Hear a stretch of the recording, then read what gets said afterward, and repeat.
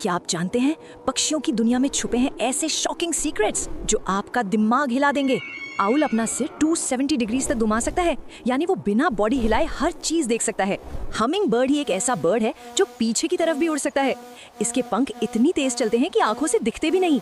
Penguin उड़ नहीं सकते, लेकिन पानी में ये सुपर फास्ट स्विमर होते हैं। क्रो इतना इंटेलिजेंट होता है कि टूल्स का यूज भी कर सकता है, बिल्कुल इंसानों की तरह। पीकॉक बारिश आने से पहले ही नाचना शुरू कर देता है, जैसे उसे पहले से पता हो कि बारिश आने वाली है। और सबसे शॉकिंग बात यह है कि आपने शायद ये फैक्ट्स पहले कभी नोटिस ही नहीं किए। क्या आप जानते हैं पक्षियों की दुनिया में छुपे हैं ऐसे शॉकिंग सीक्रेट्स?